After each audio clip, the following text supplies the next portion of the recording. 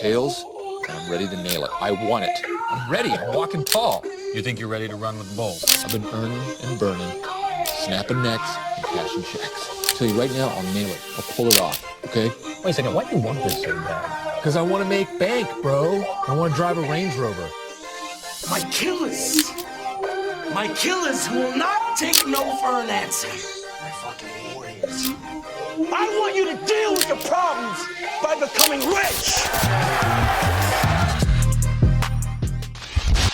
Welcome back. This is the Together We Rise podcast. Today we have a special guest. He is a elite businessman, an entrepreneur, a trailblazer. He is a real estate investor, but I think more so is he is the founder of Disruptive Sports Agency, which is a minority-owned sports agency that provides an innovative approach to sports management. And we are lucky and happy to have you on the podcast, brother. Henry Oregon, how you doing? Doing fantastic, man. I appreciate you guys having me. And damn, that was a hell of a speech right there. Hell of an intro, bro. Hell of an intro. Right? He practiced that shit. I never know how long he's gonna go, so But I might just let it go. Like, all right. He's the He intro knows guy. way more than I knew. I thought he knew. How you doing, man? Doing good, man. I appreciate you guys having me. Of course, I've been a fan of the podcast, known James for a while, and I was like, show's pretty dope, man. Like, how did you start it? How did you do it? You know, just kind of asking my own questions. He's like, you want to get on? I'm like, hell yeah, let's do it. Yeah. That's when Hell we figure yeah. out those questions about us and more so about you, man. Like, Yeah. I mean, you got a lot going on. So, for those that maybe they don't know too much about you, why don't you kind of give us the viewers an idea of kind of what you're doing and where you came from? Yeah, I'm from Berkeley, California. I went to St. Mary's High School, the best high school. Go Panthers. Restore the roar. Went to Portland Bite my State tongue. for undergrad, of course. Went to Portland State for undergrad and University of San Francisco to get my master's in sports management. Okay. I'm an NFLPA certified agent. I run a sports agency called Disruptive, and we service clients in different facets. So right now we have our MBA license and our NFLPA license. Of course, I'm the NFLPA contract advisor, represent players as well as coaches and front office executives, and that is my main source of income. That's my bread and butter right there. And then I'm also a real estate investor on the side, which you touched on as well. So, what brought about? I guess was this something that you were always interested in, like sports agency, and is that kind of what you went to college for? Is that how that worked out? Man, for the kids out there, no, it is not what I went to college for. I did not want to do it. I actually had a super low ceiling. I wanted to just work at Nike. That's what I wanted to do. Okay. So I went to Portland State primarily because Nike's headquarters was there. And I actually never had went there. I just went to Portland State, learned an odd fact that the swoosh actually was drawn up by a Portland State artist. Yep. And I was like, I'm going. So that's what I wanted to do. I ended up working at Nike in football brand marketing for a year and a half. It was awesome. I think I worked at Nike total for 2.5, 3 years. So it was a great experience, kind of taught me a lot and kind of what I had to do today. And then prior to that, I had I grew up with Aaron Goodwin's daughter. Aaron Goodwin was LeBron James' first agent. He represents a lot of superstar players. He's done some of the biggest shoe deals as far as, he's kind of the godfather of shoe deals.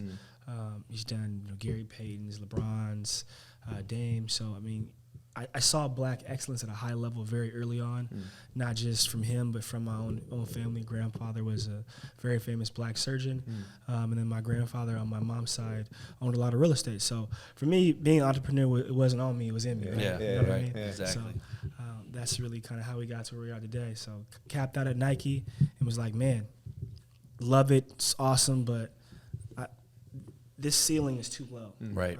I want no ceiling. I want to be able to make as much money as I possibly can and help others along the way.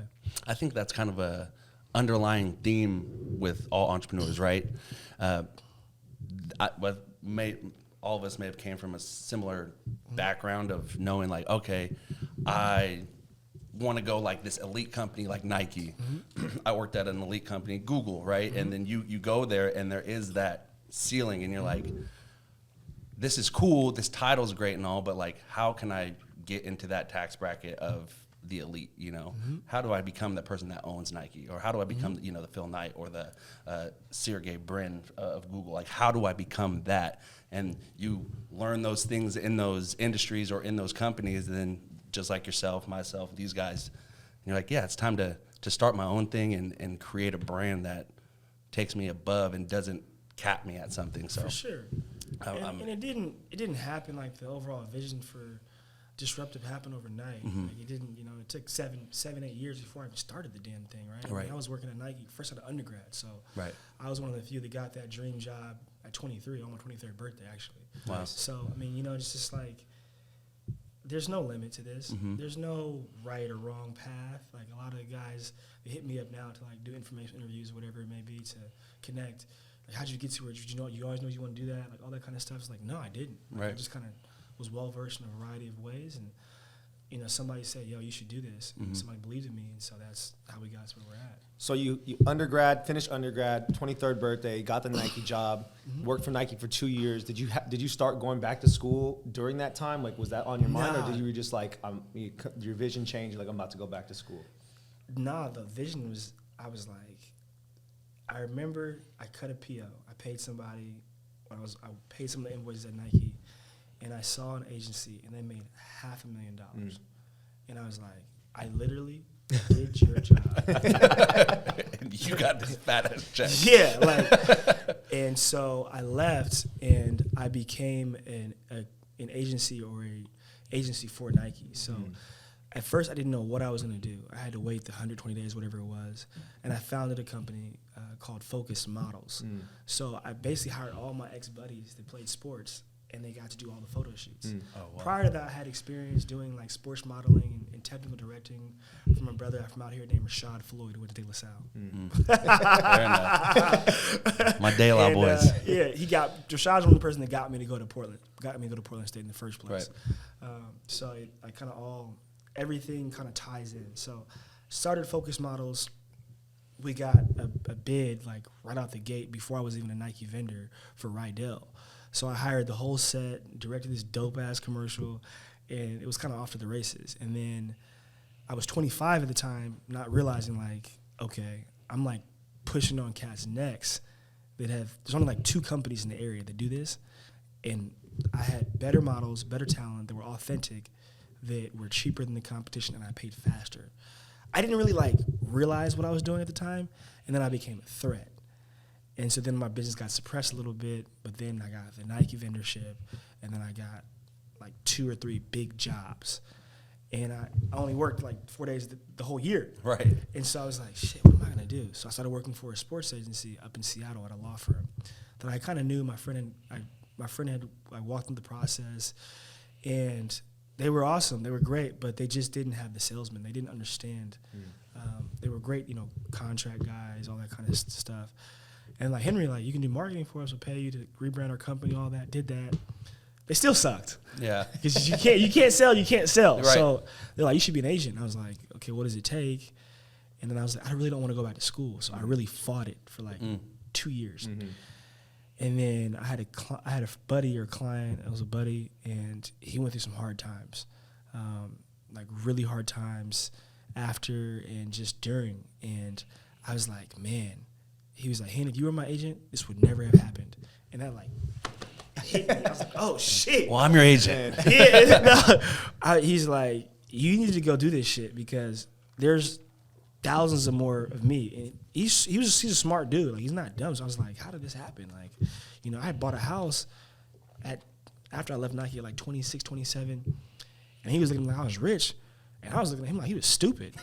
I was like, dude, like we live in Oregon. Like the house is like $200,000. Right. Like you're gonna put 4 or 5% down. Like there's 3 to 5% down. Yeah. And when I explained it to him, he was like, damn. I was like, bro, you make that off your Super Bowl tickets every year. You make $45,000 off your Super Bowl tickets. Like, come on, man. Like that's your down payment. Like, right. You know what I mean? So, anyways. So him, like as a player, his Super Bowl tickets, like. Yeah, he like was in the Super Bowl. yeah, you can sell them. You buy Right. them from the team. You pay like $1,000 a ticket. Yeah. And the resale value that year was crazy. Of course. So he had the money. Like Yeah. he had liquid cash. Yeah. So I feel like we have a lot of friends that are like that in our network where you're looking at them, you're like, man, we know how much you're sitting on. Yeah. yeah. And you're not pulling the trigger. And Right. It's weird. Yeah. But you still not pulling the trigger. Well, yeah. Like fast forward now to like Yeah. I'm 31, and I was telling a lot of my friends just separate of like all this stuff, like this is what I'm doing, and they were like, yeah, this dude was scamming. I'm like, bro, like it's not like it's read, motherfucker. Like read. Don't listen to what I'm saying. Just like read. Google. It's 2020. Like read, bro. And so now, right, I have 8 unit building, and people are like, "How'd you get there?" Like, now they listen. So now I'm like, I'm not talking for free anymore. Right. It's $1,000. Right. Right. Wait, we paying? $2,000. $1,000 minimum. Free game. If you want the free game, you got to watch the pod. That's it. Right. It's $1,000. Like, and that Yeah. gets you 2 hours minimum, and that's all I can do. Otherwise, I don't have time to talk. Right. Yeah. Right. Time is money. Exactly. So then you went back to school. Yep. Did that whole thing. Sorry, I do it all over the place. Yeah. No, it's all good. That's what I'm here for. Well, you know? bring it back. Yeah, Yeah. bring it back. Bring it back in, man. Went to school. Went back to school. Did your thing. How long did you have to go to school for? Yeah, I went to school for. I actually fast forwarded the program. I did it in 16 months. It's supposed to be 2 years though. Your master's, right? Yep. Nice. And so, were you already starting to work on Disruptive when you were doing that, or? That's a whole different story, man. I don't know if we can say that on the podcast, man. But I went to USF to learn real estate more in depth for my family, so I could buy my first income property, which I accomplished in 2018. And then I also was like, I didn't want to go to Michigan, and there was an agent that represented some very notable clients out here in the Bay Area, and he was like, "Hey, we're moving agencies. You can intern if you come to this school, you know, in a paid position." Ended up not being paid. Worked like a dog. Kind of was like, "Yo, give me a job." They're like, "We're not giving you a job," basically, in short. Super nice. I was like, all right, well, I'm out of here. Yeah. And then, you know, you're supposed to have your master's degree before you apply for the test. I was like, fuck that. Fuck the rules. How do I do this? What have I done? I had 7 years of contract negotiating experience prior. So I was able to apply for the exception to take the test a year early. Had I not done that, there would be no Disruptive. Right. Because COVID hit. And that year, the test wasn't even offered. So we started thinking about Disruptive after I didn't get the job from the agency that I was interning at. I ended up partnering with an agent that was very notable, had some very notable clients. And I just kind of realized his business wasn't as solid as I wanted to run my business. And so I was already figuring out how to raise capital and how to do things. And I ended up closing on it. And I just told him, hey, look, you can come with me or we can just separate and, you know, I'm going to do good business. Yeah. So we ended up separating and Disruptive was founded. Nice. And a new star was born. Was that was that during COVID? That was all during COVID. I started Disruptive in the height of the pandemic in 2020, July 2020, I think is the official date. Nice. And so how did that go during COVID? Holy shit. That was a scary time to be a sports station, right? Because they were like, you're not going to play. Right, it's not going to happen. Wow. The players I had. The bubble and. Bro, it was at the combine, we started hearing about this COVID shit. People just leaving early, schools early, trying to switch, right? No, just like so COVID happened, right? The official, like March 13th, right. March 16th, or something like that. But the combine was like February 28th. And so at the combine, I had players that like didn't perform what they were supposed to. One of them was sick. They all had COVID. Seriously, like legitimately. Right? Like one kid actually probably had COVID. Yeah. And then I got COVID when I left. And I was like super sick. And I clustered myself in a hotel for like 2 days. I was just like, what the fuck? And then we started hearing about COVID. Right after that. February 28th, I started feeling sick. And then like it came out. And I was in Seattle. I was in the epicenter of COVID. Yeah. And yeah, it just messed up a lot of stuff. Like those kids couldn't retest, and they ended up not getting drafted, which was tough because they should have got drafted had they ran what they're supposed to run. Yeah. So you started this new business. You're excited. You're like, I'm about to kill it, and then boom, COVID hits. Oh, I was on fire. Like they were looking at me because it's very hard to get players that are draftable players as a first year agent. There's very few people that do it. I don't even think I can name 5. Like in this past decade that are still in the business, in the football space that have done it. Because it's very, very difficult. Because it's the matrix. Like you don't know about the combine, the Senior Bowls. It's a very hard equation to figure out because nobody wants to teach it to you because the guys that know it make all the money. So anyway, so I got 2 guys in the combine. They were like draftable players. One was projected at one point in time to be a first-round draft pick. So it was like, whoa, shit, who the fuck is this guy? Yeah. So, but that shit didn't work out like that. God had a different plan. Man. So how did you go through COVID and come out of COVID for Disruptive? Well, I went into COVID working for somebody else, and I came out of COVID with my own business. Like when everybody was like marching and rallying and shit like that, it was all great, and I loved it, and I went to, you know what I mean? And I'm just super real about it. People did a lot of talking, right? White businesses did better during that time, especially sports agencies. They grabbed more players, they branded their shit the right way, and they got more of the product. But nobody started a business. So I started a business to impact change, to put people's money where their mouth is. So you come out of COVID, started the business, and so where did you start seeing success? Like, how did that look like for you? Success really hit in 2021, 22. Was it 21? 21, when Kendrick got paid. When Kendrick got paid, then it was like notoriety because we jumped out first day of free agency and got the deal done. And he was a player that people like didn't really know, like he was not like superstar.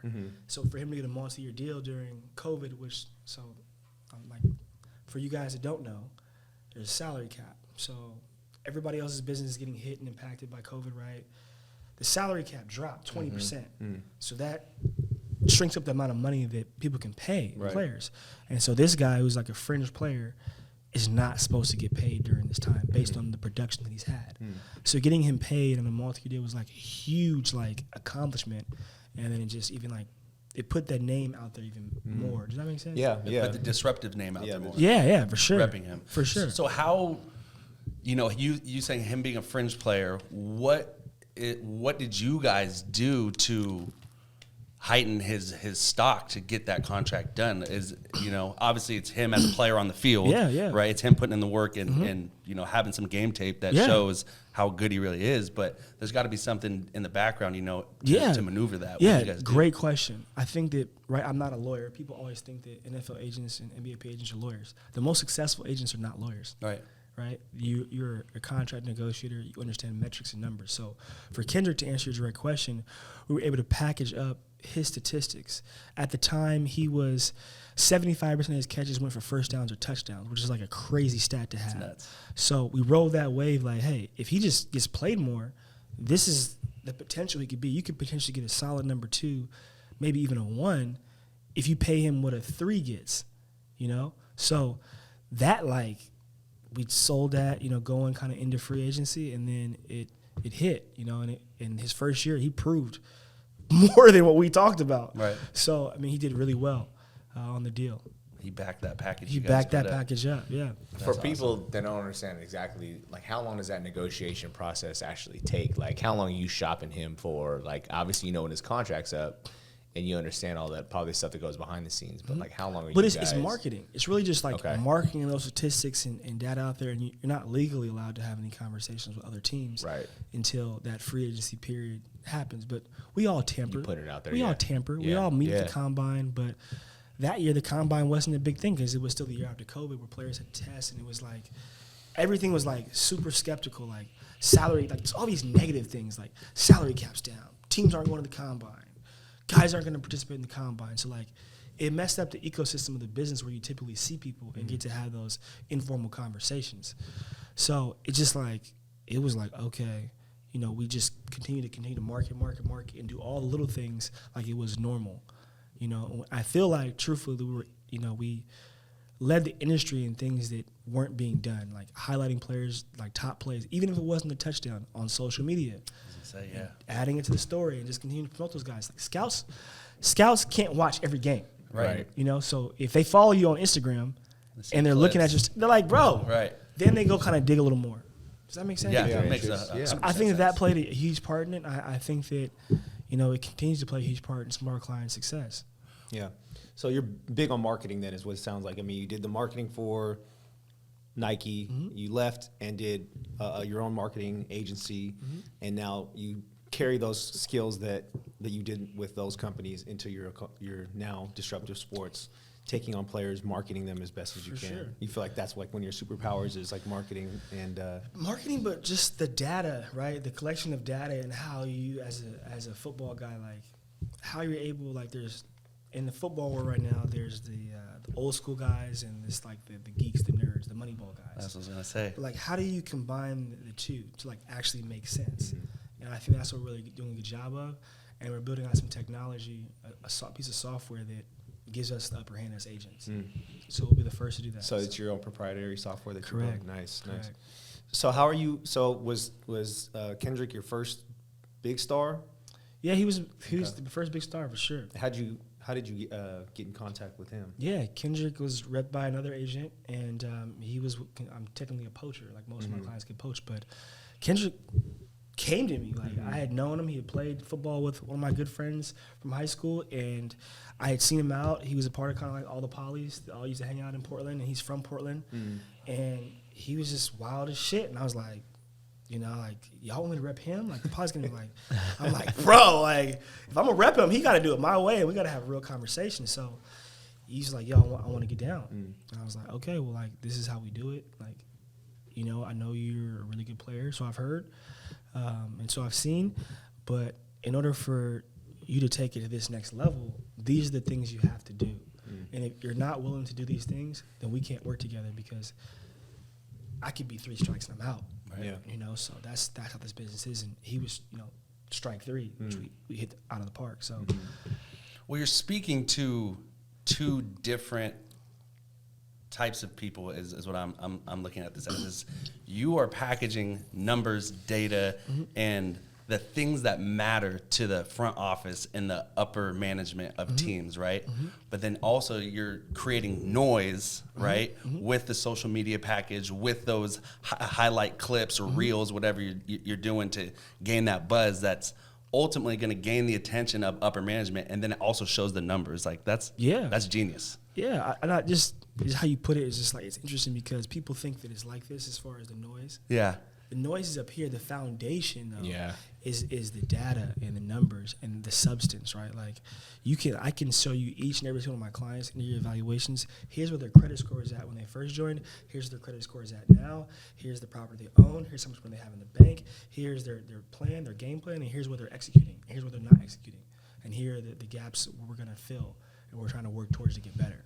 Because you talk a lot about that in like the past articles that have been written about you, right? Forbes, all that stuff that you sent us. But there's like a constant message about that. Like, it's the off the field stuff that you put a lot of emphasis on with your clients. They have to kind of do it my way, like you said.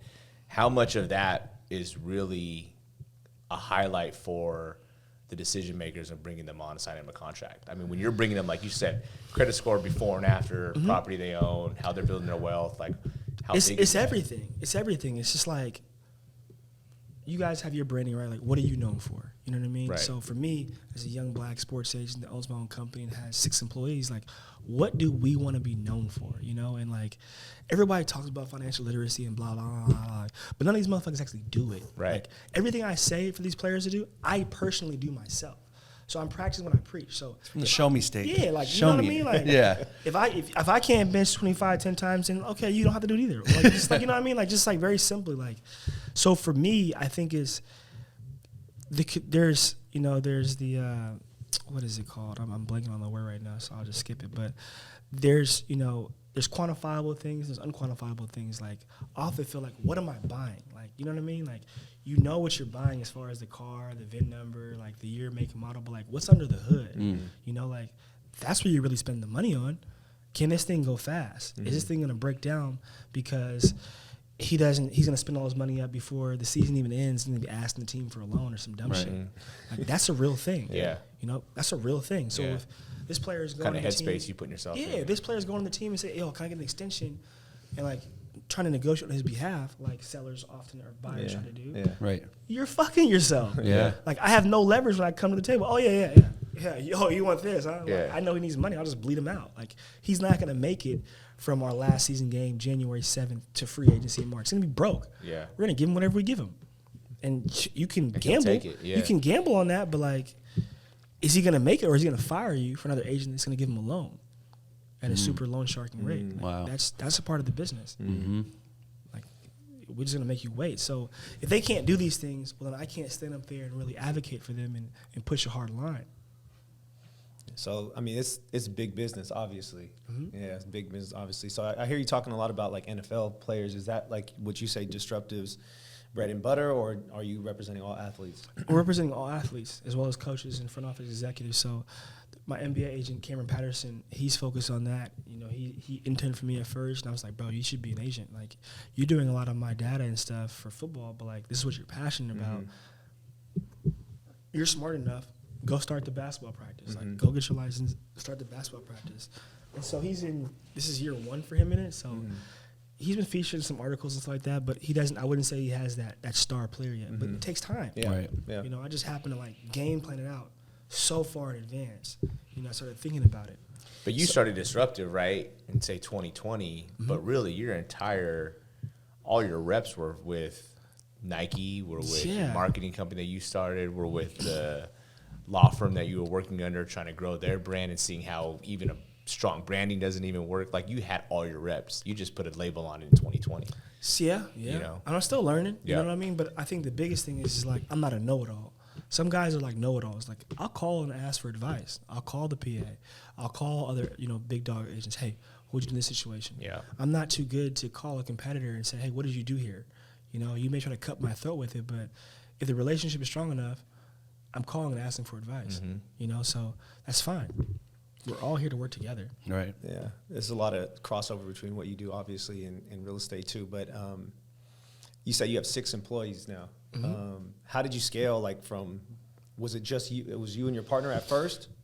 It was me and my partner at first, and we always had an accountant. We always were, like, super tight on our books, and that's something in our space. Like, people kind of push accounting under the rug, and, like, well, how do you measure if a player is profitable?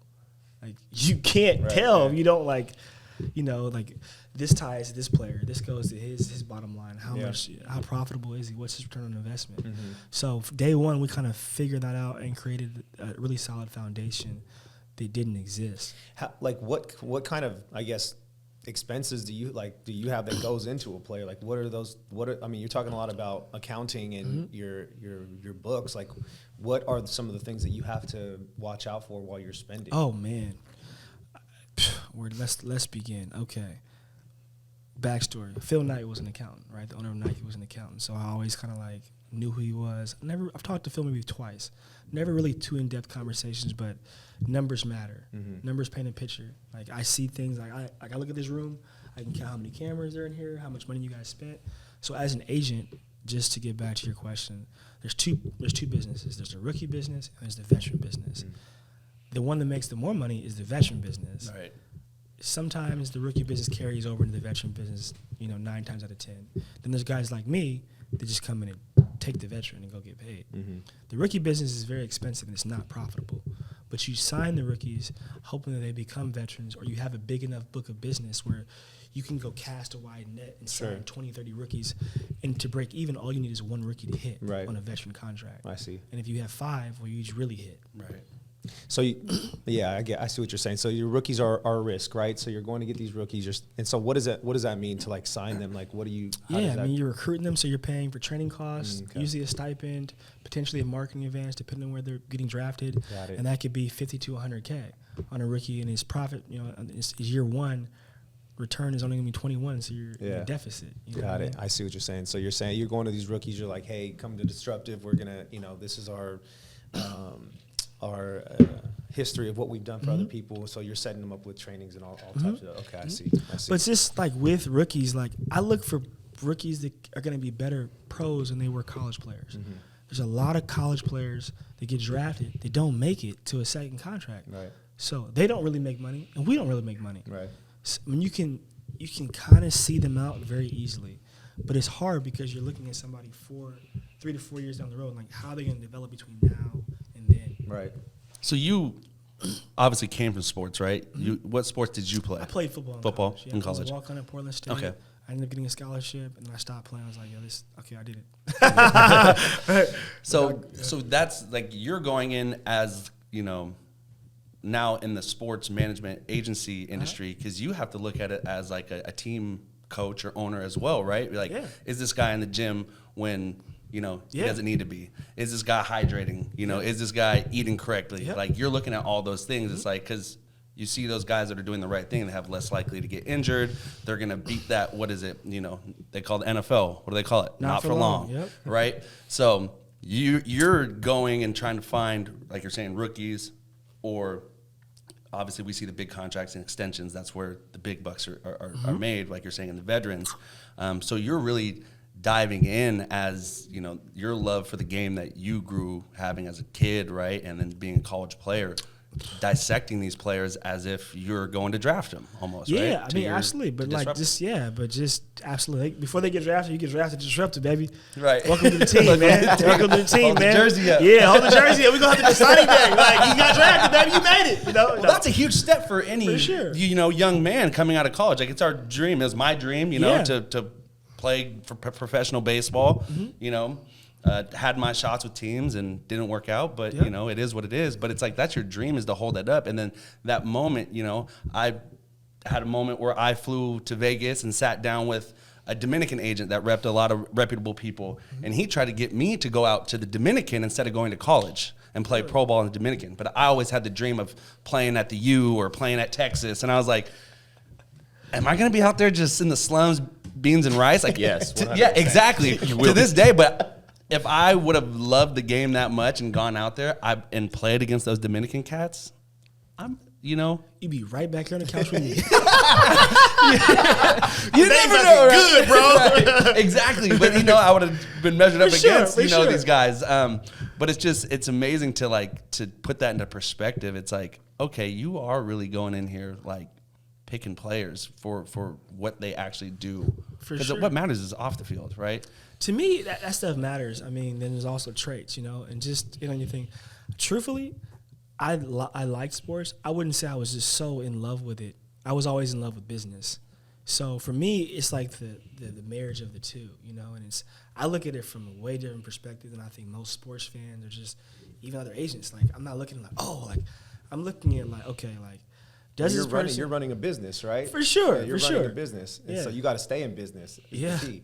That too, yeah. Yeah.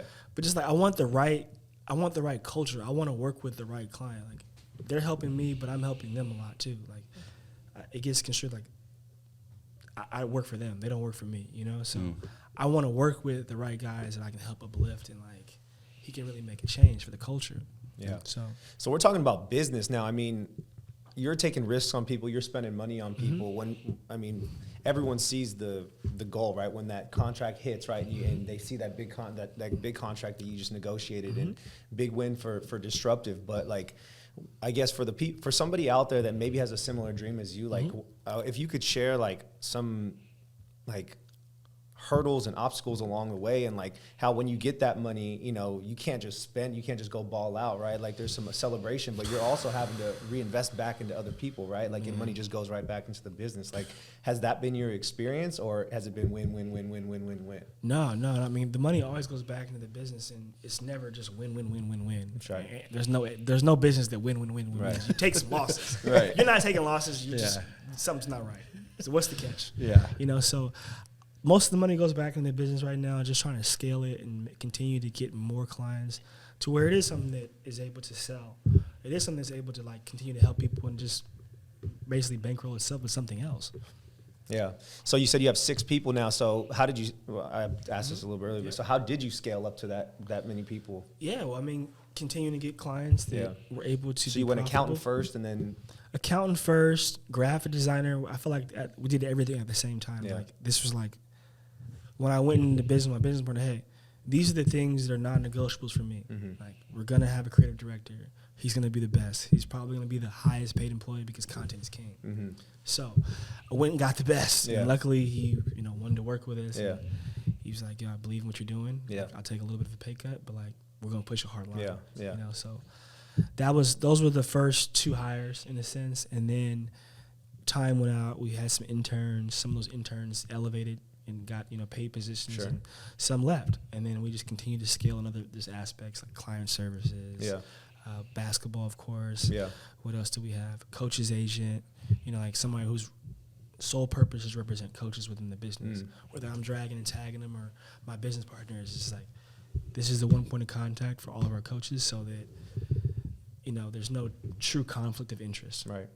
So as the founder, are you still representing athletes as well? Are you still doing the business? Absolutely. Are you Yeah, I'm still working in the business for now. Yeah. Is it a goal of yours to not be? Is it your goal of yours to like? Yeah. Where's Disruptive going? Like, what's your vision for Disruptive in the next 5 to 10 years? The objective is 5 to years. turn Disruptive into a tech company. Okay. And then, to basically streamline the agent process for agents and make it much more efficient.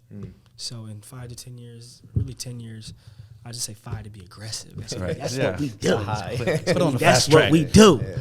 I want to sell Disruptive for $1 billion.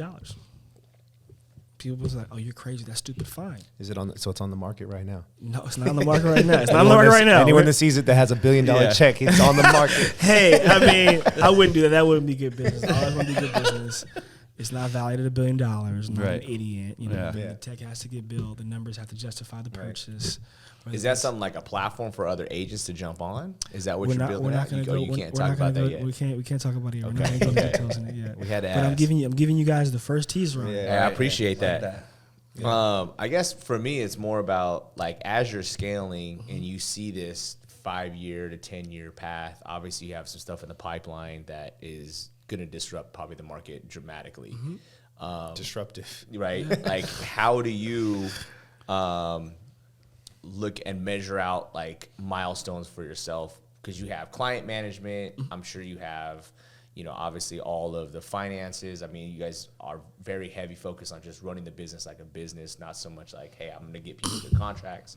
But how do you set your milestones out for yourself? Like, do you have a business coach? Do you have a mentor? Do you have someone? Crazy. Like, do you have I that? laugh because like I know a lot of realtors and I know you guys have business coaches and shit. And like, Well, I mean, yeah. it's great. Yeah. But I think that is just such bullshit. Do you? Okay. I'm only listening to people that have been where I want to go. Exactly. Okay. And if you haven't know what I want to do, like I'm hearing you, I may Yep. take something that you say, but for the most part, So you're more into mentorship than you are. mentorship is huge. Yep. Yeah. That's what the book is about. Yep. Make sure you guys buy the book. Yep. It's gonna be in the footnotes. Plug it. Yeah. Link coming. Link coming soon, baby. Link coming soon. So mentorship is Commercial big, for it. right? And do you seek it from 1 or 2 people, or are you just like, I'm absorbing as much as I mean, I you can guys right didn't now? realize that everything I talk about in the book, the playbook to master the information interview, I was doing with you guys before we even got on camera. Yeah. I was asking you like, where No, you're you're from, talking about- how you got to where you're at. Yep. What do you do? Like all those questions. That's all knowledge. It's piggy bank. And then one day I cash in on it all together, whether that's in the sports energy space or buying an investment property or negotiating against another bank. Right. Whatever it is. Yeah. So that to me is like so important. Like mentorship doesn't have to be this is my mentor. Yeah. You know what I mean? I Like, agree. Everybody has something to give and teach. Even a homeless person off the street can teach you something. Absolutely. How did you get there? How do I not get there? You know, Right. like, for real, like for real. You're 4 steps away, 4 decisions away Bro. from being on Yeah. that street, bro. It's real. Yeah. It can be. Or how are you so happy with nothing? Yeah. Because that's a big thing, right? Yeah. That's a huge thing. I think that's an amazing quality for some homeless people. You have nothing, but to still be out there smiling, looking at Yeah. the sun, like, wow. A lot of us could take that in and learn from that. Facts. With mentorship and just absorbing in your philosophy personally, do you put that into your people that you're coaching and bring along with you? Do you bring in your clients? Like, do you preach a lot of that? Like, out the Everybody. gate? So we have some pillars in Disruptive inside the business, and the 4 pillars of this, you have to be mentally, physically, spiritually, and financially fit. That is the objective. So whether that's with the clients, employees, business partner, like that's all I want around me. Yeah. And if you can't have at least 2 of those 4, you can't work with me, I can't work with you, we can't do business. Right. Because I just don't want that energy. Right. How often are you? So I'm glad Kind of that a you bring traction- that up. traction Yeah, move, like I'm right? glad you bring that up. So how do you, so you bring in, let's say it's an athlete or it's not a client, but someone that works for you, right? An employee.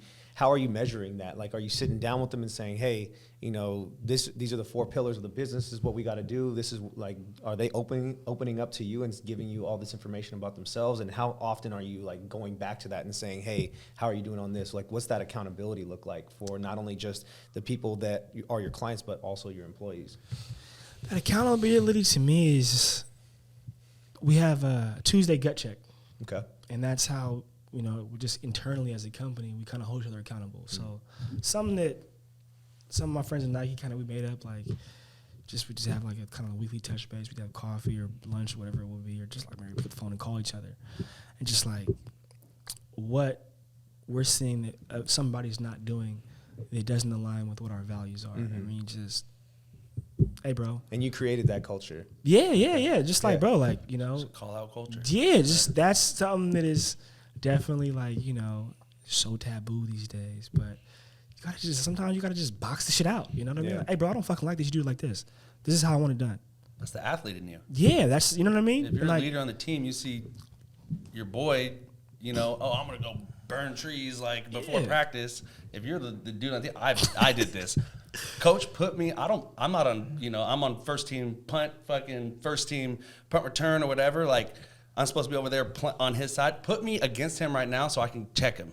You know, I want to smack him in the mouth and be like, look, this is what happens. You want to go burn? You want to go smoke weed before practice? We're out here trying to win an NCS championship. I'm going to hit you in the fucking mouth 10 times over. No, run the punt again. I remember I did this to my best friend, and never again. He was just like, all right, Blaine, I get that you take this serious. I'm not going to take your time lightly. I'm not going to go get high before practice. So that's sick, bro. Like, good for you. Like, bringing that mentality and that culture. Yeah, I'm sure it won't be around for much longer. I mean, like, the more we kind of scale and, like, you know, we'll have HR. No, but I mean, there's certain ways you can do that, right? Like, these are our core values. These are our pillars. This is what I expect out of people at this company. And if there's, I mean, do you have like strike one, strike two, strike three, and you're gone? Is it something like that? It hasn't got to that. Like, we all kind of get each other, and we all work really hard. So it's, you know, I think with a client, I have had to put some things in place like that, you know, because people just kind of will push a hard line or test it, you know, like, hey, just I don't need that in my life. I'll just fire you, and you still have to pay me. I'm interested, and I think you were kind of trying to touch on this too, is like when you're finding those people that need to meet those pillars, like what is that interaction? I know me and you have the same kind of thing. Like we want to take somebody out and see how they act. Like maybe like we have a couple drinks. Like you know, how do you judge the character? Like, because it's like you bring somebody in the office here, like, oh, we're gonna have an interview to see if you could get hired. They're gonna put on their best fucking act and try to be that person. It's like, how do we get the real you? What do you do in that? Well, for me, I feel like. Whether it's a player or whether it's a player. So my best approach is, because I'm young, I'm black. Yeah, they don't assume I'm an agent. Right. So if I get around you, you'll just think I'm somebody's cousin. And so I just ask all the questions and like shoot the shit. And I can just tell like if I want to work with you or not. That's I get very lucky with that. I've gotten very lucky with that. Other thing is just like referrals. Like I always know somebody that knows somebody that knows you.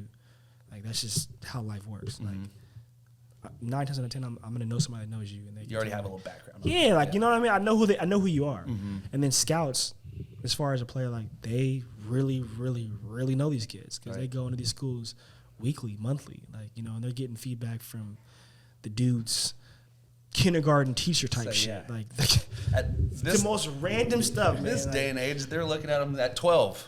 Yeah, you know, so you like they know like everything, like, right. One client was crazy. Not a client, let's just say. I heard this story on one player. I'll give you a different one that I didn't represent the player. This dude had been going to the what is it, like when you jack off and have babies? The sperm bank? Sperm bank? He went to the sperm bank. They were like, yeah, don't recruit that kid. He went to the sperm bank 64 times in the past 3 years. I was like, what the fuck? How do you have this Money, information? bro. He needed some money. Yeah, like he was, you know, he was really thirsty for money, and I was just like, how do you know that? Like, you know what I mean? Like, but like that's their job. Like they're really, really good. Private investigators. Damn, that's crazy. Like I mean, they're paying these guys millions of dollars. Yeah, you better stock them. Yeah. Are you gonna go buy a house without doing, you know, everything in your power to make sure you? Yeah. Am I gonna give you $100 million for 6 years, or $200 million for 5 years, and that's gonna blow up in my face because I know you're at the sperm bank every 2 minutes? Just, you know, what is that like psychologically? Tell me your thought process. Right. Let me just ask the question, bro. I need to know. Like, tell me your thought process right here, and then like, you know, if you lie, well, you're a liar. So then it's like you're eliminated from the equation. So the pillars were financial, or what was it? Got you. You made me mess it up. Physically, spiritually, financially, and physically fit. So physically, that's easy, right? Yeah. Stay in shape. Spiritually, do you have any? How do you do that? You gotta have two. Of the 4. Okay. And we're going to try to get you to 3 and 4. Yeah. You just got to come with 2. Yeah. Spirit shit, just like, don't be an idiot. Like, Yeah. you know, like, just treat people how you want to be treated. Sure. Like, you Depending know, on like, whatever their spirituality is, and right? that's not even the spirituality. Just very simple. Like, don't go like out of your way to like be mean to somebody. Sure. You can Morals, walk down the yeah. street with somebody and they'll be like, not open the door for somebody. Like, bro, like keep the door open. Like, be a gentleman. Sure. You know? Just Yeah. very simple stuff. Yeah. And then financially, like so that's a big one for you too, right? So how are you, like, what does that look like for you? How are you advising people, or how do you taking people and saying, hey, this is where you're at financially and this is what we got to do, X, Y, and Z to get you to the right level? A good buddy of mine, his name is Disruptor. He has a book, and he has a question in the first book of like his 5. He's a financial advisor, all this kind of stuff. I'm not a financial advisor at all, but what is your relationship with money? Like, that's a question I ask people. Like, what's your relationship with money? Like, how do you view it? Like, tell me what your relationship with money is. And you know, most of the time when guys don't have an answer, like it gets me what I want, you kind of like know their basis of their knowledge of money. Sure. And so it's just establishing like, what are your goals? And then are you going to make the sacrifice and be disciplined enough to obtain those goals? Like, if you want to buy a house, you got to save X amount of money to Sure. get a down payment. So here's what you want. You want $1 million house. Okay, you got to save $200,000, whatever it is. It's $200,000 to buy this $1 million house. Okay. Each week when you start getting your checks, are you doing what your financial advisors told you to accomplish this goal? And you're setting them up with financial advisors? You have someone in-house? Or No, we have they're nobody using- in-house. We utilize, open up the market to everybody. I mean, Yeah. a lot of the clients end up using, 1 or 2 of them have, different guys in the rest of the pack, but they all kind of like, there's financial advisors kind of specialize in this field, I'd say, because to them, I'd say the good financial advisors in this space, they're not doing it to make money. It's almost like their give back. Sure. Because like you don't really make money until a guy hits. You're Yeah. making 1-2% of money, let's say. And most of these guys don't have $500,000 saved at the end of the year. Sure. Because they're not making that kind of money. Yeah. So I think it's they have to have a financial advisor. If they're not, then I probably can't represent you unless you're like Harvard educated finance. I haven't had that yet. Yeah. Even my smartest client, Brendan Scarlett, he has a financial advisor. So if you can't do that, like if your mind can't grasp that, I really can't help you because you're going to cost me money. With your 4 pillars, I would assume there's a lot of outside influence in their lives that could disrupt that, right? Yeah. Those 4 pillars, like, how do you deal with that? Like, with their family or their friends or, just basically the things that they want to spend their own money. Hey, I earned this money, I'm going to go spend it. Like, how do you deal with that? Well, there's the black tax, right? Like black players end up spending more money on their family and their friends. And there's no one answer to it. I think that the only thing I really push is, can we at least get a 1099? If that's, is it in your plan? Right. Like, is it in your plan? Like, are you exceeding that plan? But it happens. Like, hey, here's the cost of this $100,000 that you just paid out or spent on a chain. This is how much it costs you in 5 years. Yeah. This is just the compound effect at 5% interest. Like, here's what this just costs you in 5 years. You just cost yourself X amount of money. They'd be like, damn, for real? Yes. So can we at least get a 1099 so you can deduct it from your taxes so you can try to get some of that money back? Smart. Can't be like Ocho Cinco and just live in the Live in the locker room. Ocho Cinco actually has some money. Yeah. Bro, you got That's money. what he's saying. He said he lived at the Bengals facility. He's like, this is the only place I need to be. Facts. He's like, I'm not going to rent no place out until they kick me Eating out. McDonald's. Right? Yeah. Man. Ocho is insane. So, I mean, I know that what Blaine had mentioned in the beginning, like not only do you do Disruptive and your sports agency, but you're also an avid real estate investor as well. So,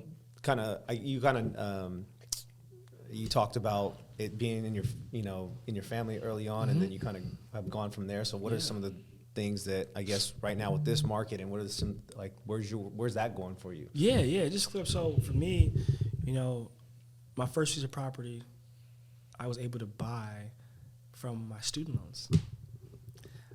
Smart man. Yeah, I took out max on my student loans, and like I got super lucky. I really didn't know what the fuck I was doing. I was just like, okay, I got a scholarship. I don't have to use student loan money now.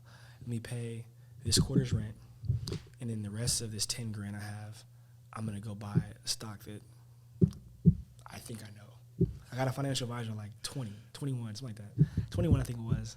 Guy's name was Duncan. And he Good old was, Duncan. Duncan Sandel. He was hella smart. And Sandelin, he was hella smart. And I was like, I want to buy Square. Because I was seeing it at all like the restaurants we were buying food at. I was like, what the fuck is this? And then I got one for myself, and I loaned friends money. I'm like, pay me back with your credit card. Yeah, pay me back with your credit card. Yeah. Like, you pay me back with this, you know? And so I just kind of like barely understood it. And so I loaded up on Square Stock. It was like $12. That shit hit. That shit hit in 2015, 16. And so that ended up being like $100,000. Wow. And so I used that to buy my first income property Where was that? in Oakland, In West Oakland? Oakland. What was it? What is it? It was a triplex in West Oakland on 32nd. You still have it? I sold it. It was a great Sold it. building. I love that building. So you took the money that you made, your $100,000 or whatever it was, and how'd you buy that first one? Was it a FHA? Did you live in the unit? Was it DSCR? Like what? It was a conventional loan, so I got 25% down. And I had some other cash, but that was my first investment. Probably my first house I bought was in 2015, but that was easy. That was just like money I had. It was like $15K. It was like nothing to get in the door. I did a non-conventional loan of 5% down. And then when I got some more money, I paid off the PMI like a fucking idiot instead of just refining. But but I didn't know no better. You didn't know. You didn't know. Yeah, I put a hella money down, got the PMI off, and that was great. But back to the investment property in West Oakland, I was with my uncles, and I was looking for an investment property for like 2 years. You know, and I just like get on LoopNet, get on Zillow, not even hit up my uncles who was my agent or my cousin was my agent at the time to like, you know, get the comps. Like just I understood the market, understood where I wanted to buy, and I was started to, you know, narrow the funnel. Something that I was talking about was the funnel. Like, okay, I want to buy in the Bay Area. Where do I not want to buy? I don't want to buy in Richmond. I don't want to buy in El Cerrito. My competitive advantage is in Berkeley, Oakland, because I know this market the best. And I was like, okay, Berkeley, don't want to buy in Berkeley, rent control, too tough. Right. Don't want to buy in Berkeley, off the table. So now I'm just strictly, okay, Oakland. I want to be as close to Lake Merritt as possible. And then it was, okay, I don't have enough money, okay, to do this. I want to cash flow day one. And I think that a lot of people invest in real estate, like, really don't know what the fuck they're doing. No. They don't have any pro forma sheets. They don't really know how to run numbers. I don't believe in cap rates. I do cash on cash return. Shout out to my Uncle Greg Devine. They taught me how to work this Excel spreadsheet. It's like a magic maker. And I can see what my cash on cash return is day one. It has 4 pillars. Like I can see what my trash bill is going to be, like everything. PG&E, maintenance cost, maintenance reserve, lease vacancy factor, everything. And as long as I can buy in and be at 5% cash on cash return, then you do the deal. The equity upside, you don't Did count you on have that. this when you bought that first one? Yep. Nice. Yep. So I was able to establish, and here's a trick. Listen up close. It's a Section 8 building. The previous owner was selling it. They didn't know what they had. A lot of people don't know what they had. I asked you the other day about it, and I didn't really tell you, but I'll tell you today. Hopefully none of y'all listen to this. But all 3 rents were $1,000. They were all Section 8 units. So the Section 8 voucher at the time was $1,750. So all you have to do is a form submission because the rents haven't been increasing like 10 years. They gave me the middle price of the 2 months. So it was $1,850 for 1 bedrooms at the time. And I ended up getting $1,650 per unit in 90 days.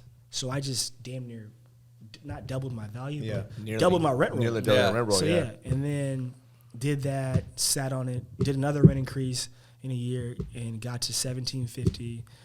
And I was like, okay, I'm like at 13% cash on cash return.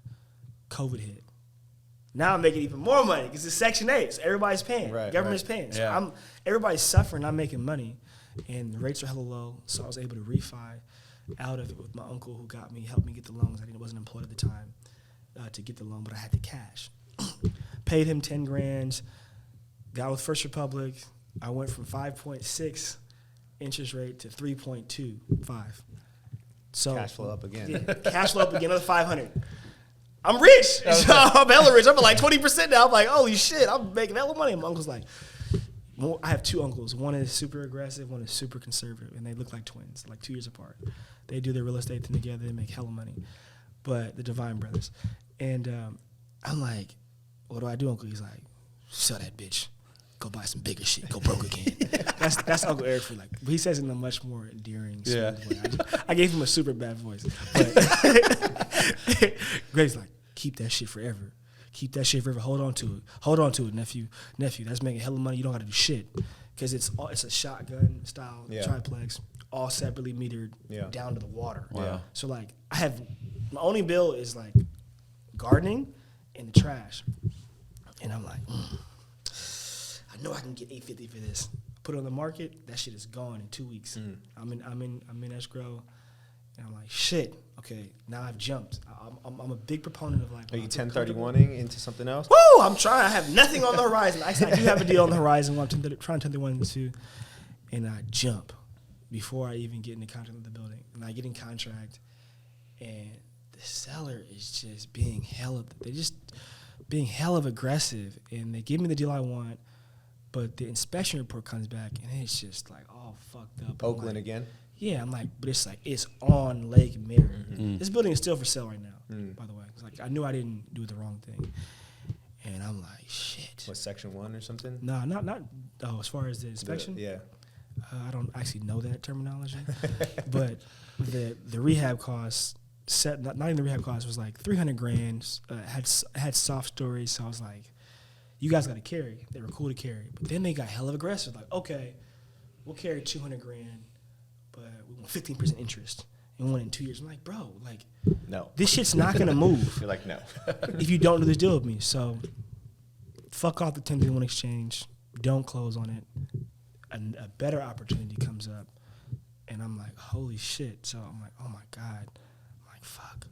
I'm fucking up my 1031 exchange. Fuck, I'm going to have to pay hella taxes. Fuck. This deal comes, and it's worth it. Like, even after I pay the taxes, it's like, it pencils. It's a bigger building. I have the ability to build 5 to 7 units in the back.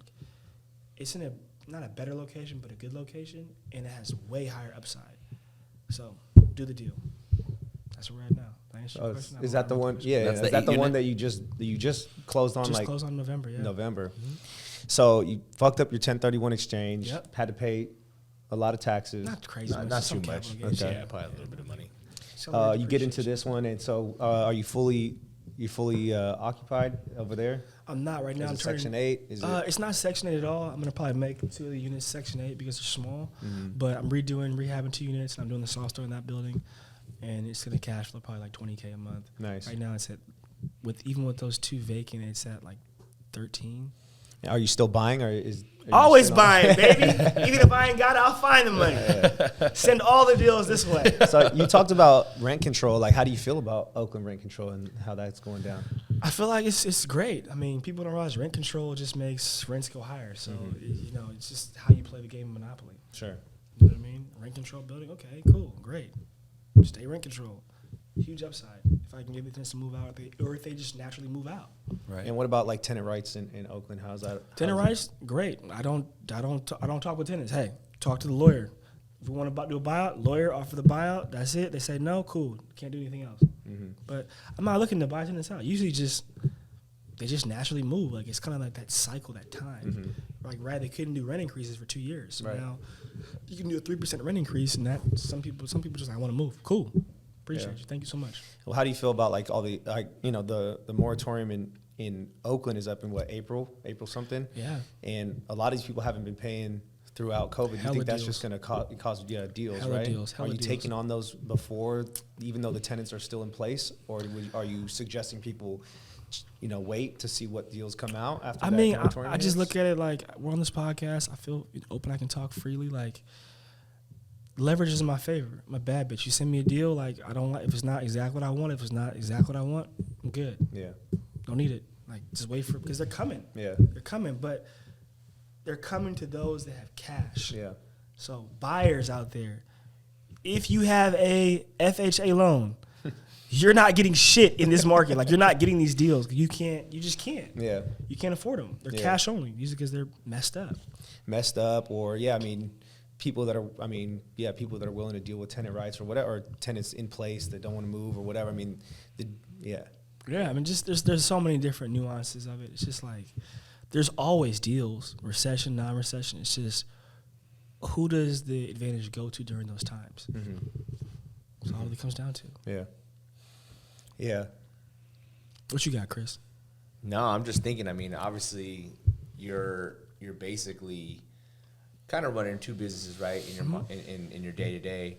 Where do you see your real estate passion and just like your investments taking you? Like, is it just I want to own 100 doors? I want to own as many doors as possible. I want to do development. I mean, obviously, you know, you got your uncles. I mean, they're very heavy in the space in the Bay Area. Like, how do you see yourself? Yeah, my main focus is being a sports station. Everybody has side hobbies and passions. Sure. I'm not. I can golf, but I'm not a huge golfer. Like, my passion is making money. So, my real estate investments, I don't manage the buildings anymore. I have a property manager. They deal with all that stuff, like the day to day. Just seeing the check and checking over the numbers at the end of the month.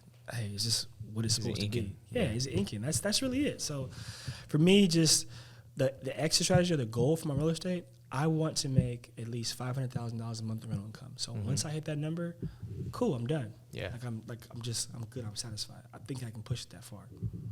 I like I'm that. very far off from it, but we're gonna push. Just baby. getting started. Are you looking outside of California as well? Nope. Just all in Nope. California? You gotta have a niche, right? You have a niche as a realtor, like you gotta have niche, right? niche. So you have to be super specific and targeted in one market. Even in my sports agency practice, I'm super targeted and specific in one like area. I want to dominate the West Coast. That is my objective. The West Coast, the Bay Area, up to Seattle. Like, I want to dominate that region. That is the objective. Not SoCal. Not SoCal. Love SoCal players, looking to sign them. I think we have one, but looking to dominate that West Coast region. That's where my competitive advantage is right now. And then for me, it's like, you know, ideally I like to represent specialized players, receivers, tight ends, corners. Like that's the sweet spot. Those are the guys that make the most amount of money. Quarterbacks, of course, as well. Like those are the guys that make money. Offensive players are cooler. Guys that talk trash and are on TV, they're marketable players. You say right. Yeah. It's like how many left tackles you got doing brand deals? Not too many. Not too many. Like offensive linemen are great. It's just like I don't relate to them. Like, Right. Like I don't aspire to eat that much food every day. I just don't. Like I just shit. I don't want to do that. Right. It's just not me. Maybe another agent that will come along and do that area of focus for me. Is that how you see your kind of building out your team? Is just trying to diversify a little bit, or Yeah. do you want your company only focus on Northern California, no. or just you specifically? Just me specifically for the Gotcha. time being, and then the goal is to basically go out and grab other books of business, Yeah. grab other agents to come along board and come under the Disruptive umbrella, or other agents that are on the West Coast that are looking to dominate in SoCal or are looking to represent linemen. Yep. Tell us more about your book. Oh yes, I'll say that's what I was. It's all about the informational interview. You guys know what an informational interview is? You know what that is? I mean, I do not. No, So enlighten me. Yeah, an information interview is something that we all do, whether you know it or not. It's like when you were in college, you hit people up like, yo, can I talk to you about what you do? If you just said, hey, I'm such and such, I want to take you to college for 15 minutes and do an information interview on you. It's you talking to somebody that's doing what you maybe want to do or figuring out what you don't want to do. Like, I'm super interested in what you guys do. Hey, you're a realtor. Hey, JQ, seen your post on Instagram. You think you have 15 minutes to do an information interview with me? I just want to learn how you got to where you're at. So it's the playbook it's the blueprint to doing that. And if this is my playbook that I basically figured out over the years, it's how I got my first job at Nike. I did over 100 information interviews to get my first job. And I also grew my network hella big, and I still do them, right? Like, after this, I'm going to connect you with 2 people that should jump on your podcast. That just grows my network and just my reputation, my credibility of who I am, right? That's where I'm at now. But coming out of college, undergrad, or even high school, I was trying to figure out what I wanted to do. The only way to figure out what you want to do is talking to people that are doing what you want to do, and then building a board of mentors that are advocating for you. So, there's your champion, there's different elements, there's different types of mentors that you need in your life, in your journey, to get where you're trying to go. yeah, it's deep. So that's what the book's about. Yeah. What's it called? Sorry, I'm blanking on it. We changed the title like 5 times. The main thing is it's the playbook to master an information interview. By the time this comes out, we'll probably have changed the name. We're gonna change the soaking game. The main thing is the playbook will be in there and the informational Right. will be in there. Do you have an idea of when it's going to be done and dropping? Yep. And Yep. are you going to be on Amazon, Audible, Everything. But I'd prefer if you guys buy The link. the link right The here. link. There's a link. You got to hit the link. So that way I get the direct sales. 'cause you buy What it, inspired you to write a book, man? I mean, I think a lot of people that have a lot to say always want to be able to do that. But Mm-hmm. what inspired you to just get up off the couch and say, "Fuck, I'm gonna write this Man, book"? just helping people. Like, I wish I had this book when I was trying to figure this process out. Like, I figured this out through trial and error, and I embarrassed myself a lot Yeah. of times. And people hit me up for an information interview and send me this long-ass fucking email that I'm not going to read. Like, so this is like, hell, buy this book and then try it again. Yeah. You know, like, I always do information interviews on Fridays. I put time aside to help other people. Right? Gotcha. In grad school, it was actually like a whole class on it. And if I'm being really real about it, my first teacher in grad school, you know, I love him to death, but we definitely had a little like friction. You know, he kind of came at me and I came back at him. And this book, I think, will be extremely valuable for his class on how to really do this, because nepotism is a real thing. Right. And this is the way you beat it, Right. period. Well, I want to hear that he puts that in the curriculum or Oh, the yeah, criteria, yeah. right? And he's giving it to all the students. Yeah, and I'll talk some shit. If he Yeah. doesn't, it's going to beat him. Because if you don't stay up all night, I'm going to beat you. Period. Well, like an informational interview, it sounds like a more personable way to sit down with somebody and talk. You don't just seem super like, you know, like, yeah. like I don't know how to explain it, but like it just seems like a more natural, because you're a personable person, right? Yeah. It's very easy to sit down and talk to you, and to soak game. That's why I was like, oh, soaking game's a cool title. So you know what I'm saying? Right there.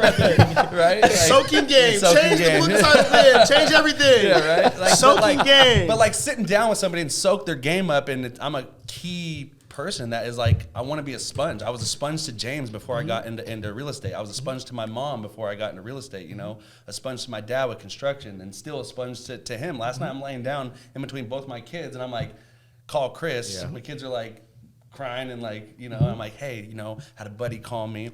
And I have those mentors and those people that are going to give me game when I think I know, like, I knew what I was telling my friend on the real estate side of what he was asking, but then, you know, just being able to soak game and have that, it was like almost an informational interview I did with you in the middle of the night. Yeah. Yep. You know, I just called him. I was like, hey, what is your thoughts on this in this scenario for my friend?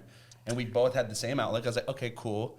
I just wanted to cross-reference with somebody because I gave him the same thing that me and him both agreed upon, and that's what I told him. And it was an informational interview that he was doing to me as well. So it's like, it's crazy. Like, it's such an important thing because we do it every single day. But nobody really knows. That's what sick. it Like, is.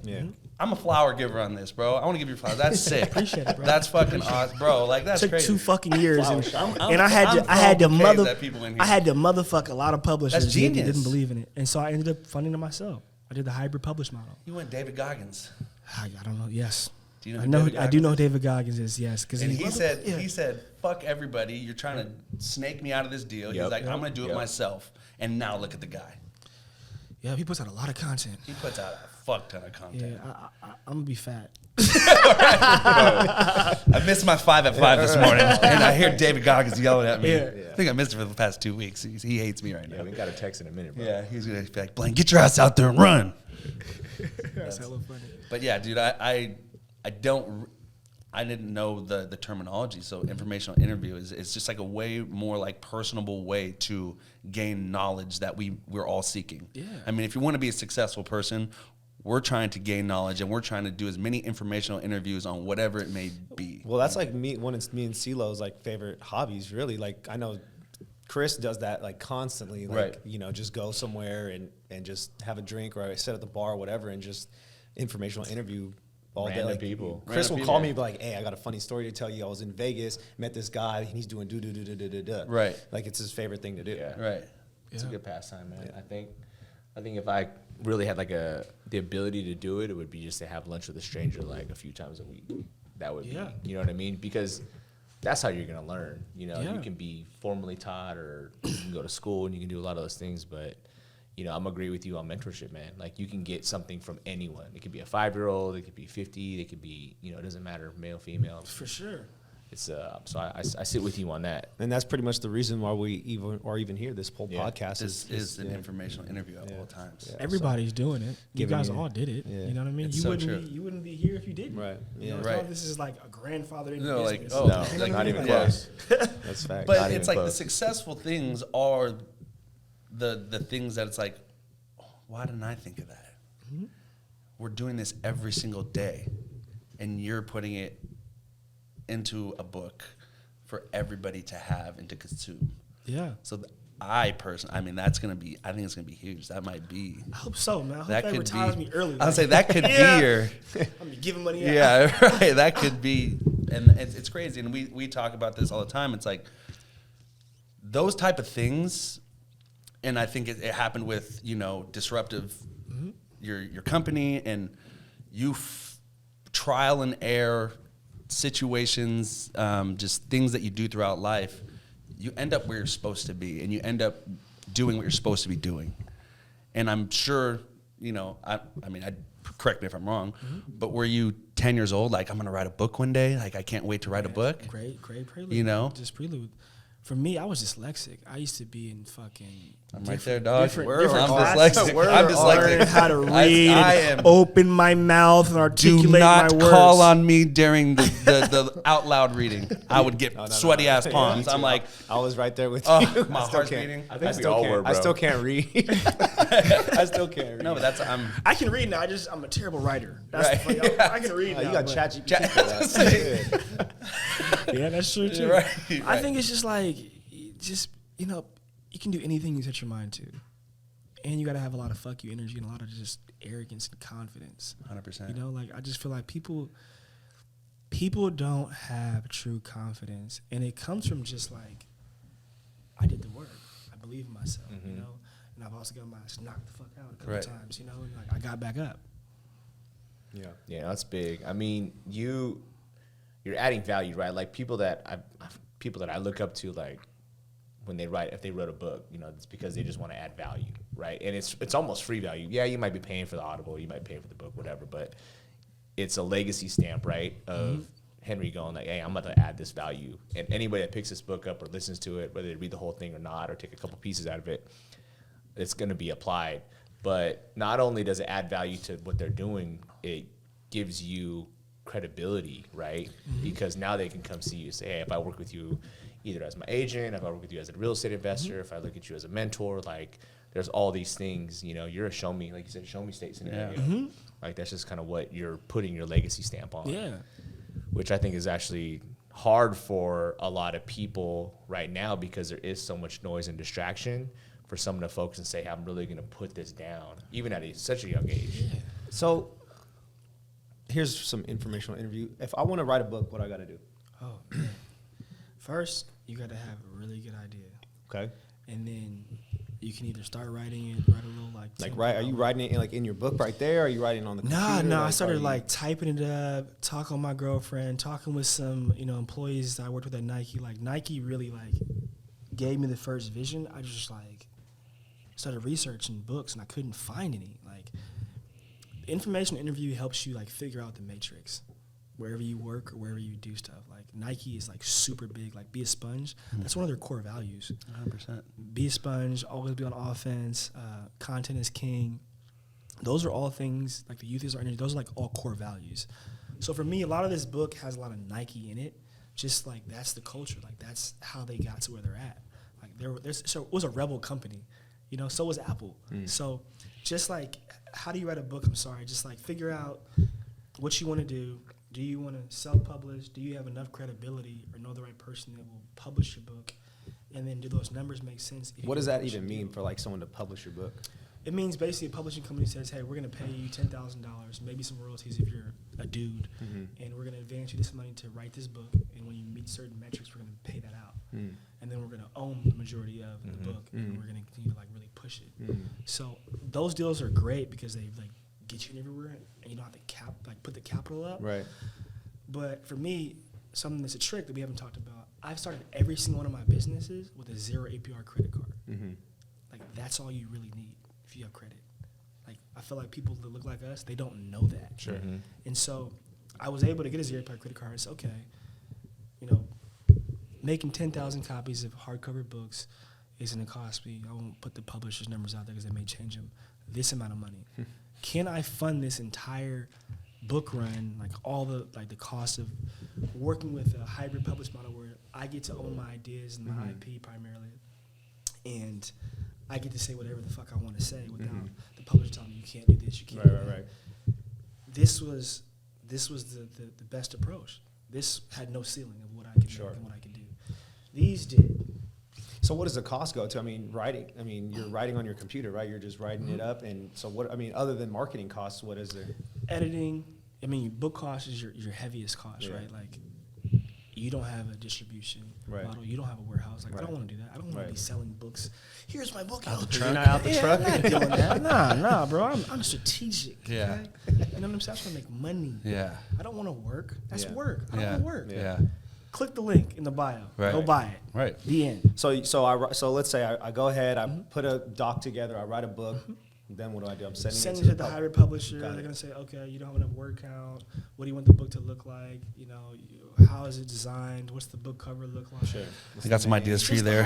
Table of contents, like what's your go-to-market strategy? Like, they do a lot of that stuff for you, and then you throw in your 2 cents. But you don't know what you don't know. Yeah. So with the self-published model, like you can do it on Amazon or Booksy or whatever. Like there's a whole bunch of different sites you can do it on. But you still end up paying like $10,000. Right. So it's like, why the fuck would I do that? Right. Why don't I just do the hybrid model, own more of my royalties, and have somebody that actually knows what the fuck they're doing? This process. So who's a good hybrid? Like if you're trying to do the hybrid model, who's a good person to partner with on that? Yeah, side? there's really one company I found that I ended up using, and I'm blanking on the publishing company's name. They're based out of Virginia, though. Let me give you the name because I just had a call with them driving over here. My guy's name is Miles. Amplify Publishing in Virginia. So I had Amplify. Amplify. I had to pitch to them what my book concept was, why I was doing it, what the homework was, and they almost said no. They're like, well, this may not work because of X, Y, and Z, and then I just keep going to bat even with them. Yeah. And then one guy was just like, you know what, this is gonna work. Let's do it. So you just talked to like multiple people in there? I thought I'd get a publishing deal. I thought I had enough name recognition, like what I was doing, and there's nothing in the market on it. Yeah. And like they just didn't get it. Yeah. They just didn't get it. So you finally got it done. Got it done. Yeah. And I have one guy. I'm definitely sending him a nice fuck you copy too. It's done. It's a publisher for sure. That's just my energy. Yeah. So it's done. It's the book is done. It's ready to go. It's done. It's ready to go. The link is actually right here. Right here. Please don't launch until that happens. So can we pre-order it? Is that so right we're coming with you guys is the pre-order. Okay. So this is the pre-order link.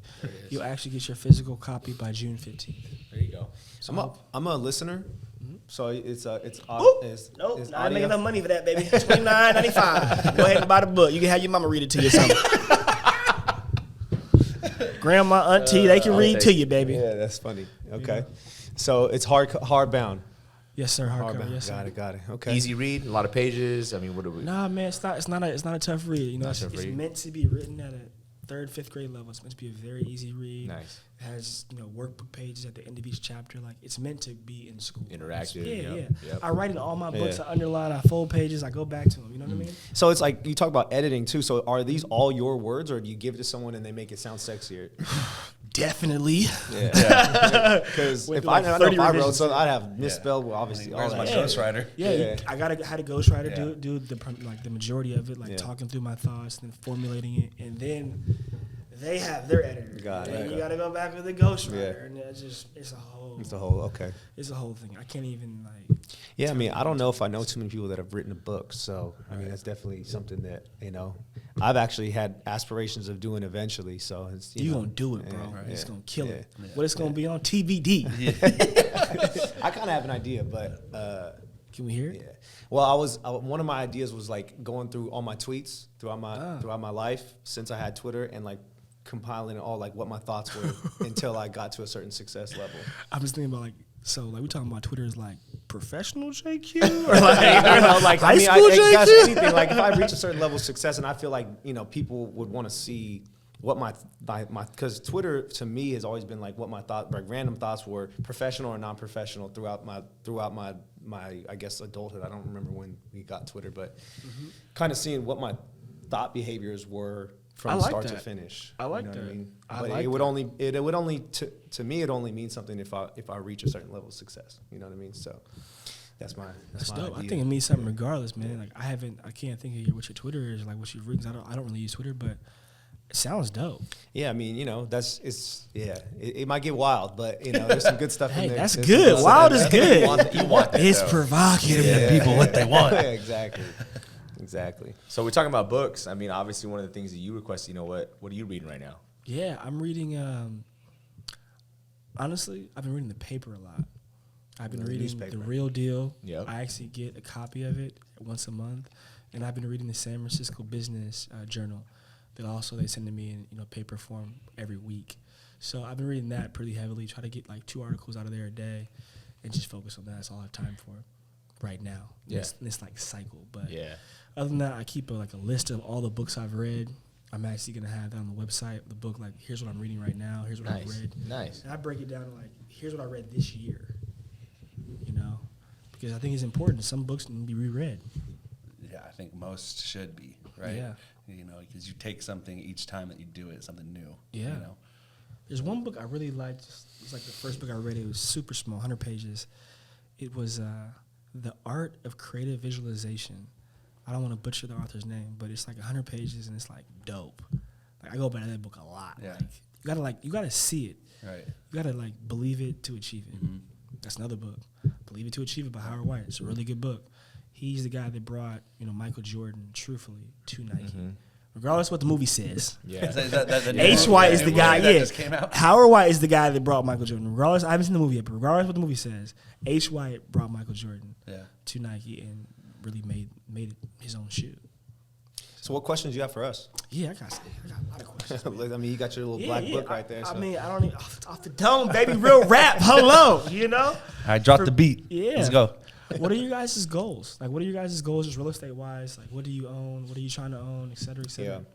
Yeah. I mean, for me, one of the reasons why I got into real estate initially was because my mom had been in real estate for a while. She was on the commercial side, and so I was just like, and I saw people growing up. I had like a couple, family friends and just people that I kind of admired growing up, like in real estate. I'm like, they're always hustling, they're always making money, they're always doing all these things.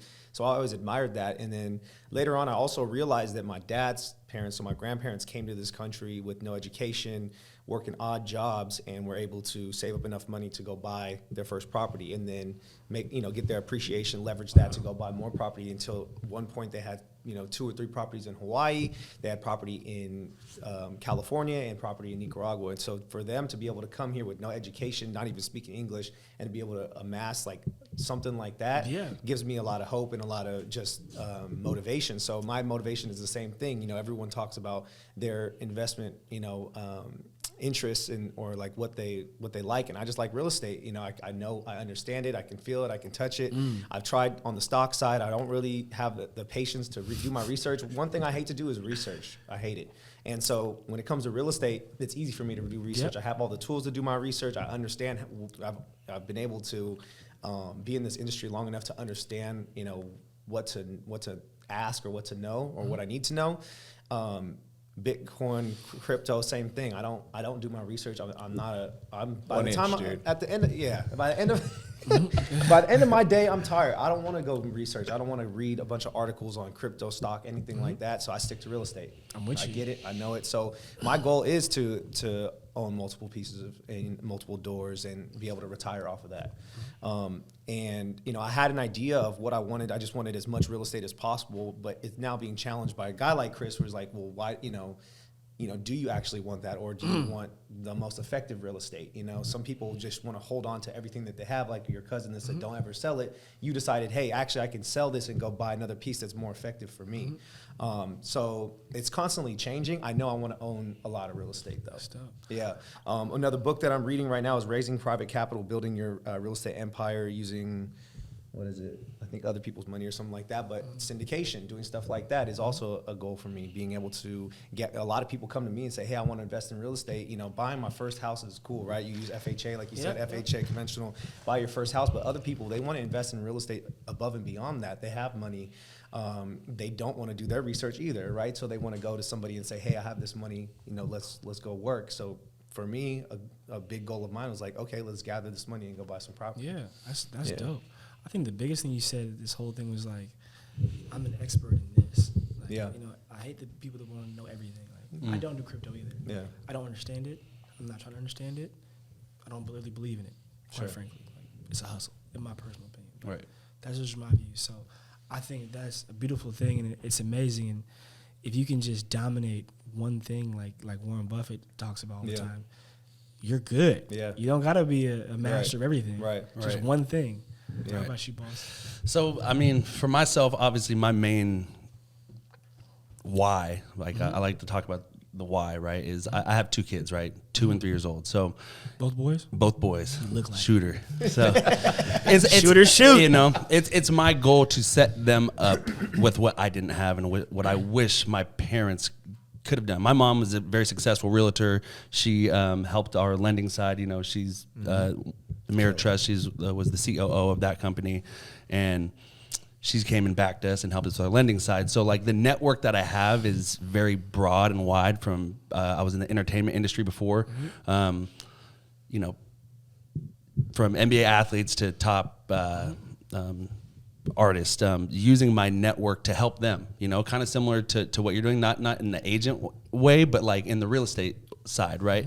But to ultimately gain generational wealth for my kids. I want to set them up, and I want them to have multiple properties when I'm gone that they're feeding off of. Specifically, like you're saying, that funnel, I'm tailoring my funnel into where I grew up and where my name speaks volumes in the community in Walnut Creek, right? It's God bless my parents for putting me into that, you know, into that tax bracket or that area, you know. So just my name in athletics, I think tenacity and leadership speaks volumes in that community. So people follow me and call me for advice, and they know that the amount of work I'm going to put in for them. So I'm looking to purchase my first property in Walnut Creek in the neighborhood that I grew up in, and I want to do it, you know, 5-6 times over. I don't want to be like, I mean, if I could have a huge portfolio of property, like great, but like if I could own by the time I'm, you know, 75 properties in Walnut Creek and I could pass those on to my kids, that's like my main goal. It's a good goal, man. Is to give to them. And it's like, dope. I think it's like a very obtainable thing.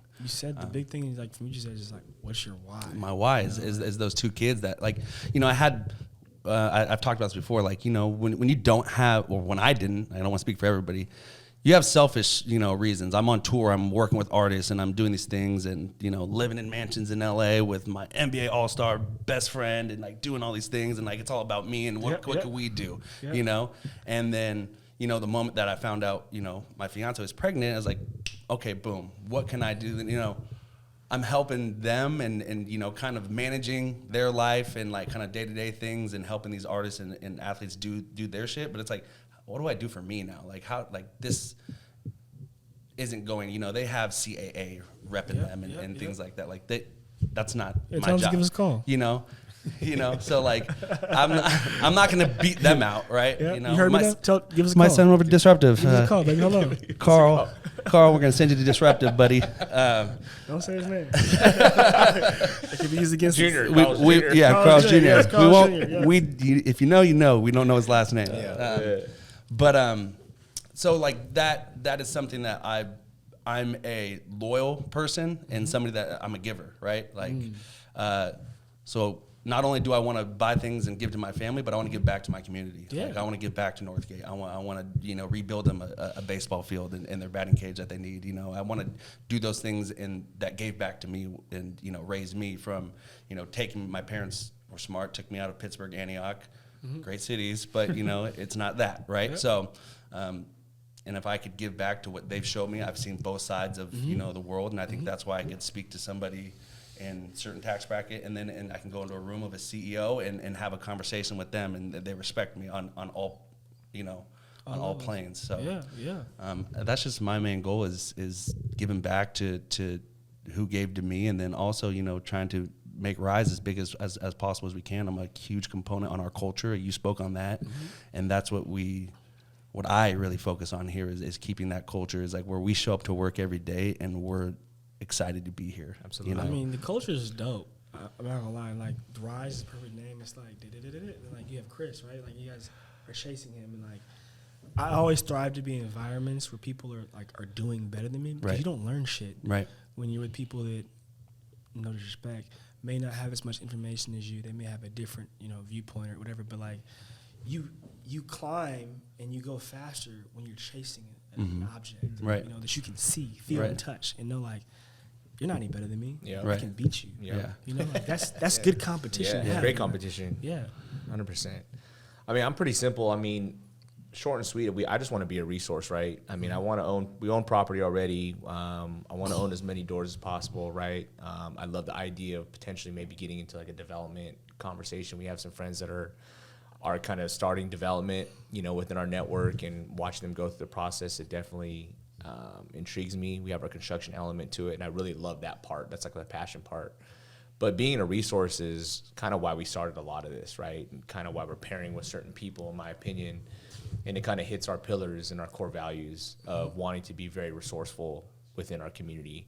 But I mean, real estate to me is the asset class that you can't beat.